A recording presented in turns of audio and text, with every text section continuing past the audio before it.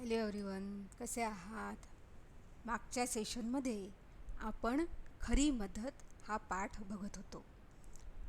आपण त्या पाठामध्ये बघितलं की हा आळशी गृहस्थ कोणत्याही प्रकारचं काम करत नाही.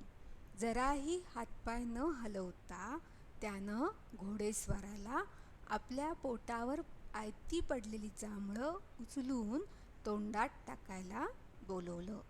इतका हा व्यक्ती आळशी आहे.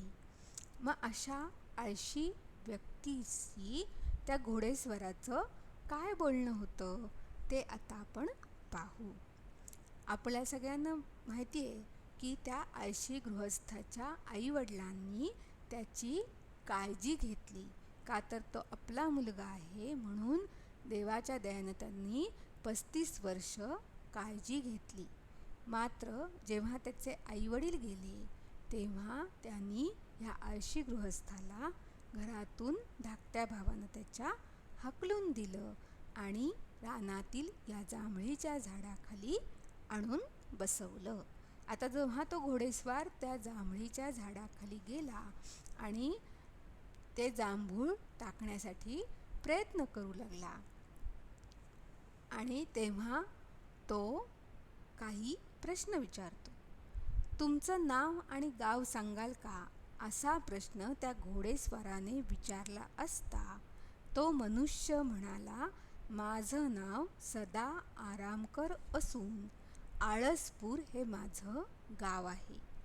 म्हणजे जेव्हा घोडेस्वार त्या उताणा पडलेल्या माणसाजवळ जातो आणि त्याच्या पोटावर पडलेली जांभळं उचलून त्याच्या तोंडात टाकतो तेव्हा तो प्रश्न विचारतो की तुमचं नाव आणि गाव मला सांगाल का. तर तो सांगतो, माझं नाव सदा आराम कर. सदा म्हणजे नेहमी आणि आराम करणं, नेहमी आराम करणं, सदा आराम कर हे माझं नाव आहे. आणि माझ्या गावाचं नाव काय आहे तर आळसपूर हे माझ्या गावाचं नाव आहे. नावाप्रमाणेच तो आळशी आहे. पण पाहुणे, आता नसते प्रश्न विचारत मला तसदी देऊ नका. तसदी म्हणजे काय तर त्रास. कोणत्याही प्रकारचा प्रश्न विचारून मला त्रास देऊ नका, कारण भुकेमुळे माझ्या पोटात कावळे कोकलू लागले आहे. कावळे कोकळणे हा काय आहे, वाक्प्रचार आहे. त्याचा अर्थ काय, खूप भूक लागणे. आपण वाक्प्रचार कशासाठी वापरतो की अर्थ थोडक्या शब्दांमध्ये मांडण्यासाठी आपण वाक्प्रचार वापरतो. मग इथं काय त्यांनी सांगितले की कावळे कोकलायला लागले आहेत, म्हणजेच मला खूप भूक लागली आहे. त्यामुळे तुम्ही प्रश्न विचारण्यापेक्षा माझ्या तोंडात ही जांभळं टाका, असं त्या आळशी गृहस्थानं घोडेस्वाराला सांगितलं. त्या घोडेस्वाराने घोड्यावरून पाय उतार होऊन ते जांभूळ त्या उताणरावाच्या तोंडात टाकले. म्हणजे घोडेस्वार बिचारा थांबला आणि त्यानं घोड्यावरनं उतरून, पाय उतार म्हणजे घोड्यावरनं उतरून खाली उतरला तो आणि त्याला ते जांभूळ त्या उताणरावाच्या म्हणजे जो झोपलेला होता, उताणा झोपलेला होता, त्याच्या तोंडात टाकलं. आता तो पुढल्या मार्गाला लागण्यासाठी आपल्या घोड्यावर स्वार होणार तेवढ्यात तो माणूस त्याला म्हणाला, अहो दयाराव, जाण्याची तुम्ही एवढी घाई का करता, थोडे थांबा की. जांभूळ खाऊन झाल्यावर त्यातील माझ्या तोंडात राहिलेली बी तेवढी उचलून दूर फेकून द्या आणि मग जा. ह्या आळशी गृहस्थानं काय म्हटलं की तुम्ही दयाळराव आहात, दयाळूपणे मला मदत केलीत, पण एवढी जाण्याची घाई का करता, तर जरा थांबा आणि माझं जांभूळ खाऊन झाल्यावर त्यातली बी, माझ्या तोंडात राहिलेली बी उचलून बाहेर फेकून द्या. कारण बी माझ्या तोंडात राहिली आणि तेवढ्यात जर का मला झोप लागली तर ती बी माझ्या घशात नाही का अडकणार. अशा प्रकारे त्यानं त्या घोडेस्वाराला सांगितलं की मी आळसामुळे जराही हलणार नाही, तुम्हीच मलाही मदत करा. कारण जर बी माझ्या घशात राहिली घशात जाईल. जर मी झोपलो आणि तोंडात राहिलेली बी झोपल्यामुळे कदाचित माझ्या घशात जाऊ शकते. त्यामुळे जरा थांबून माझं जांभूळ खाऊन झालं की तोंडातनं ती बी बाहेर फेकून द्या. त्याची ही विनंती ऐकून तो घोडेस्वार थांबला. परंतु हा प्रकार त्या रस्त्याने जाणाऱ्या दुसऱ्या एका इसमाने पाहिला. इसम म्हणजे काय? व्यक्ती. दुसरी व्यक्ती जी होती त्या व्यक्तीनं हा प्रकार पाहिला आणि तो त्या घोडेस्वाराला म्हणाला, अहो, तुम्ही त्या आळशावर उपकार करत नसून अपकार करीत आहात. उपकार म्हणजे दुसऱ्याला मदत करणं, त्याला आपण उपकार म्हणतो. आणि अपकार म्हणजे त्याला गरज नसताना जी मदत करतो त्याचा त्रास होईल, त्या मदतीमुळे नुकसान होईल, असं जेव्हा आपण करतो त्याला अपकार असं म्हणतात. कारण शरीराने चांगला धडधाकट असूनही, धडधाकट म्हणजे काय की चांगली प्रकृती असलेला, वेल बिल्ट किंवा स्टर्डी, म्हणजे तो चांगला आहे, धडधाकट आहे, त्याला कुठंही अपंगत्व नाही किंवा कोणत्याही प्रकारची इजा झालेली नाही, अशी चांगली प्रकृती असणारा तो धडधाकट व्यक्ती आहे. असं असूनसुद्धा नुसते आरामात आयुष्य घालवू पाहणाऱ्या या आळसोबाला जर यापुढेही अशीच अनाठायी मदत मिळत राहिली. आता अनाठायी म्हणजे काय? तर गरजेची नसताना, त्याला वास्तविक गरजच नाही आहे, कारण का तो तरुण आहे, कोणत्याही प्रकारचं त्याला व्यंग नाही, केवळ आळसामुळे, धडधाकट प्रकृतीचा आहे पण केवळ आळसामुळे त्याला ही मदत करावी लागते. आणि अशीच मदत ह्या आळसोबाला कोणी ना कोणी केली तर काय होणार? तर याचं पुढचं आयुष्यही असंच ऐतखाऊपणात जाईल. ऐतखाऊ म्हणजे काय की दुसऱ्याच्या जीवावरती खाणारा किंवा फुकट खाणारा, त्याला आपण काय म्हणतो? ऐतखाऊ. स्पॉनिंग ऑन अदर्स म्हणजे ऐतखाऊ. की असा ऐतखाऊ जी व्यक्ती आहे त्या ऐतखाऊ व्यक्तीचं तसा तो होईल जर तुम्ही अशा आळशाला सतत मदत करत राहिलात. तर तो अजूनच आळशी बनेल, अजूनच तो दुसऱ्यावरती अवलंबून राहील व हा समाजाला भारभूत होईल. भार म्हणजे ओझे, की समाजावरती ह्या व्यक्तीचं ओझं राहील. की ह्याचा काय उपयोग आहे? जर हा असाच आळशीपणे वागत असेल तर त्याचा काहीच उपयोग नाही. म्हणजे समाजासाठी ह्याचा काहीही उपयोग नाही, उलट समाजावरती तो ओझं बनून राहील. मदत अशी करावी की ज्या योगे मदत घेणारा माणूस हळूहळू स्वावलंबी होऊन स्वतःच्या पायावर उभा राहील. म्हणजे कशी मदत आपण केली पाहिजे? तर ज्यामुळे ती व्यक्ती हळूहळू स्वतःच्या पायावर उभी राहील, तर आपण मदत केलेल्याचा फायदा होईल. स्वावलंबी म्हणजे स्वतःवर अवलंबून असणारा. त्याच्या विरुद्धार्थी शब्द काय? परावलंबी म्हणजे दुसऱ्यावर अवलंबून असणारा. स्वावलंबी विरुद्धार्थी परावलंबी. स्वावलंबी म्हणजे स्वतःवर अवलंबून असणारा. जसं शब्दसमूहाबद्दल एक शब्द की अनेक शब्दांचा एक समूह, त्याच्यात काय होणार? स्वतःवर अवलंबून असणारा कोण? स्वावलंबी. स्वावलंबी होऊन स्वतःच्या पायावर उभा राहील. जी मदत दुसऱ्याच्या प्रगतीला सहाय्यभूत होण्याऐवजी त्याच्या अधोगतीला कारणीभूत होते ती खरे पाहता मदत नसते. त्या इस्मानं काय सांगितलं की मदत कोणती असते? की जी मदत दुसऱ्याच्या प्रगतीला सहाय्यभूत ठरते.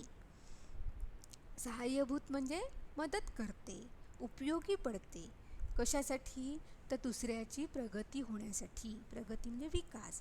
त्या माणसाची, ज्याला आपण मदत देतो, त्याची प्रगती होण्यासाठी जी मदत आपण करतो ती योग्य मदत आहे. पण जी मदत त्याला उपयोगी पडण्याऐवजी त्याच्या अधोगतीला म्हणजे विनाशाला कारणीभूत ठरते ती खरे पाहता खरी मदत नसते. आता प्रगतीच्या विरुद्धार्थी शब्द काय? अधोगती. प्रगती म्हणजे विकास, अधोगती म्हणजे विनाश. तर प्रगतीसाठी जी आपण मदत करतो त्याच्यासाठी ज्याला सहाय्य होतं ती खरी मदत असते. पण एखाद्याला मदत केल्यामुळे त्याची अधोगती होणार असेल, विनाश होणार असेल आणि जर आपण मदत केली तर ती मदत ठरत नाही, ती खरी मदत नसते. त्या वाटसरूचा हा उपदेश ऐकून त्या घोडेस्वाराला आपली चूक कळून आली आणि घोड्यावर बसून त्याने पुढली वाट धरली. वाटसरू म्हणजे वाटेने जाणारा. पूर्वीच्या काळी संपूर्ण प्रवास हा जास्तीत जास्त पायी व्हायचा, लोकांचा पायी प्रवास व्हायचा. त्याला आपण वाटसरू म्हणजे वाटेने जो जाणारा आहे त्याला आपण वाटसरू असं म्हणतो. मग ह्या वाटसरूचा उपदेश म्हणजे सल्ला, त्याने जे सांगितलं ते म्हणणं ह्या घोडेस्वाराला पटलं आणि त्यातून त्याला समजलं की आपण खूप मोठी चूक करतोय, की ह्या आळशी गृहस्थाला मदत केल्यामुळे तो अजूनच आळशी होणार. अशाला आपण मदत करण्यासाठी थांबायला नको आणि म्हणून तो घोड्यावर बसून पुढच्या वाटेला निघाला. तिथून तो निघून गेला. मग आपल्याला ह्या संपूर्ण पाठावरून काय शिकायला मिळतं? की आपण मदत अशी करावी की ज्यामध्ये समोरच्या व्यक्तीला प्रगतीला ती कारणीभूत असेल, त्याचा विकास होण्यासाठी कारणीभूत असेल. दुसरं, जी मदत आपण करणार आहोत त्यानं ती व्यक्ती स्वतःच्या पायावर उभी राहणार, स्वावलंबी होणार. म्हणजे आपल्याला समजा एखाद्याला सांगितलं की मला प्रश्नोत्तरं लिहून दे, तर ती मदत नसणार आहे. आपण त्या प्रश्नांची उत्तरं त्या व्यक्तीला समजावून सांगितली आणि त्यानं ती स्वतःच्या भाषेमध्ये समजून घेऊन लिहिली तर खरं तर आपण मदत केल्याचा फायदा होणार आहे. मग आपल्याला सुद्धा कुणालाही मदत करताना, तुमच्या मित्रमैत्रिणींना, घरातील माणसांना कुणालाही मदत करायची आहे, मदत आपल्याला करायचीच आहे, पण ती मदत करताना डोळसपणे की जिचा खरोखर उपयोग होईल अशीच मदत आपल्याला करायची आहे. आपल्या भावंडांना असेल, मित्रमैत्रिणींना असेल, कुणालाही असेल, तर मदत करताना कायम ती योग्य प्रकारे करायची आहे की ज्यातून त्यांचा विकास होईल, त्यांची प्रगती होईल, ते पुढं जातील अशी मदत आपल्याला करायची आहे. आणि हाच भाग आपल्याला ह्या पाठातून शिकायचा आहे. एक घोडेस्वार रानवाटेने चालला असता त्याला वाटेलगतच्या एका जांभळीच्या झाडाखाली एक मनुष्य उताणा पडलेला दिसला. घोडेस्वार म्हणजे काय सांगितलं? घोड्यावरून प्रवास करणारा. रानवाटेने म्हणजे जंगलाची वाट. वाटेलगतच्या म्हणजे वाटेच्या जवळ. उताणा म्हणजे पाठीवर झोपलेला.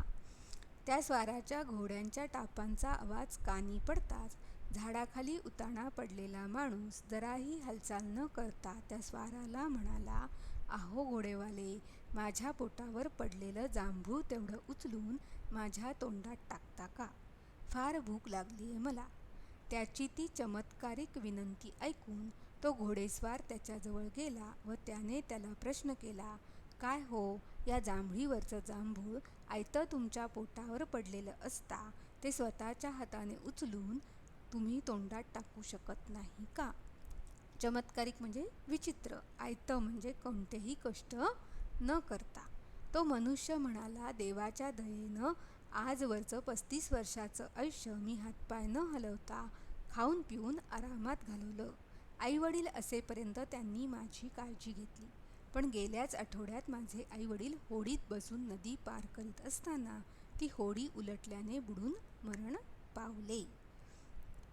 आणि कालच सकाळी माझ्या धाकट्या भावाने मला घरातून ओढून बाहेर काढून रानातील या पिकलेल्या जांभळांनी भरलेल्या झाडाखाली आणून बसवले. मरण म्हणजे मृत्यू आणि मरणाच्या विरुद्धार्थी शब्द काय? जन्म.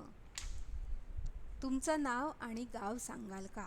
असा प्रश्न त्या घोडेस्वाराने विचारला असता तो मनुष्य म्हणाला, माझं नाव सदा आरामकर. सदा म्हणजे काय? नेहमी. आणि असून आळसपूर हे माझं गाव आहे. पण पाहुणे आता नसते प्रश्न विचारत मला तसदी देऊ नका, कारण भुकेमुळे माझ्या पोटात कावळे कोकलू लागले आहेत. तसदी म्हणजे त्रास, पोटात कावळे कोकलणे. कावळे कोकलणे म्हणजे काय? खूप भूक लागणे. त्या घोडेस्वाराने घोड्यावरून पायउतार होऊन ते जांभूळ त्या उताणरावाच्या तोंडात टाकले. आता तो पुढल्या मार्गाला लागण्यासाठी आपल्या घोड्यावर स्वार होणार. तेवढ्यात तो माणूस त्याला म्हणाला, अहो दयाळराव, जाण्याची तुम्ही एवढी घाई का करता? थोडे थांबा की. जांभूळ खाऊन झाल्यावर त्यातील माझ्या तोंडात राहिलेली बी तेवढी उचलून दूर फेकून द्या आणि मग जा. बी माझ्या तोंडात राहिली आणि तेवढ्यात जर का मला झोप लागली तर ती बी माझ्या घशात नाही का अडकणार? त्याची ही विनंती ऐकून तो घोडेस्वार थांबला.